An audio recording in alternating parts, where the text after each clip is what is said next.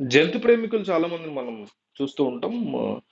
Vegetarian food తింటారు, vegan గా ఉంటారు, నాన్ వెజ్ ని ఎంకరేజ్ చేయరు. అండ్ వేరే వాళ్ళని కూడా వీగన్ గా మారమని అడుగుతూ ఉంటారు. నేను వీగన్ కాదు కానీ వెజిటేరియన్, నేను కూడా. నాకు చాలా ఇష్టం యానిమల్స్ అంటే. అయితే పవన్ కళ్యాణ్ యొక్క మాజీ భార్య రేణు దేశాయ్ రీసెంట్ గా ఒక ఇన్స్టాగ్రామ్ పోస్ట్ పెట్టారు.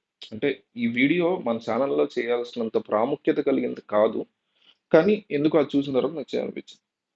సో ఆవిడ ఏం పెట్టారంటే, వాళ్ళకి తెలిసిన వాళ్ళు కొన్ని స్ట్రే డాగ్స్ ఏవైతే కొన్ని ఇబ్బందులతో, హెల్త్ ఇష్యూస్తో డ్యామేజ్ జరిగో లేకపోతే యాక్సిడెంట్ జరిగి ఉంటాయో వాటన్నిటిని ఒక చోట చేర్చి వాళ్ళు వాటిని సంరక్షిస్తున్నారు.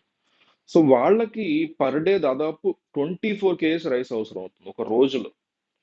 అందువల్ల ఆవిడ పోస్ట్ ఏం పెట్టారంటే, నేను ఆల్రెడీ ఒక 54 kgs డొనేట్ చేశాను, మీరు కూడా ఎవరన్నా ఒక 10 కుటుంబాలు ఉంటే ఒక్కొక్క కుటుంబం రోజుకి ఒక 2 లేదా 3 kgs ఇస్తే వాళ్ళకి బాగా హెల్ప్ అవుతుంది.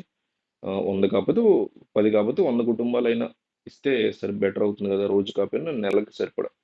సో దానికి సంబంధించినటువంటి హెల్ప్ గురించి ఆవిడ ఒక వీడియో పోస్ట్ చేశారు, ఒక స్టోరీ పెట్టారు. మీరు ఒకసారి ఆవిడ ఇన్స్టాగ్రామ్ అకౌంట్కి వెళ్తే చూడొచ్చు వాళ్ళ డీటెయిల్స్ ఏంటి, ఎవరెవరికి ఇవ్వచ్చు ఏంటి, దీనికి సంబంధించినటువంటి ఏదైతే అమౌంట్ ఇద్దాం అనుకుంటే అమౌంట్ మ్యాక్సిమం రైస్ ఇప్పుడు వాళ్ళ ఏరియా ఇస్తారు, హైదరాబాద్లోనే అనుకుంటా. ఆ ఏరియా యొక్క అడ్రస్ వాళ్ళు ఇస్తారు, డైరెక్ట్గా మీరు అక్కడికి రైస్ డెలివరీ పెట్టేసినా చాలు, ఒక మూట మీరు పెట్టినా వాళ్ళకి హెల్ప్ అవుతుంది. సో అందువల్ల రెండుదేశం ఈ రకమైనటువంటి పోస్ట్ పెట్టారు. ఒకసారి ఆవిడ ఇన్స్టాగ్రామ్ చూస్తే మీరు మొత్తం డీటెయిల్స్ ఏంటి ఇవన్నీ ఎక్కడ ఏంటనేది తెలుస్తుంది. కాబట్టి ఈ వీడియోని మాత్రం మీరు కుదిరితే షేర్ చేయండి. నేను షేర్ చేయమని అడగట్లేదు ఈ మధ్య వీడియోస్. సో ఇది మాత్రం కుదిరితే మీరు షేర్ చేయండి, దానివల్ల చాలా మందికి హెల్ప్ అవుతుంది.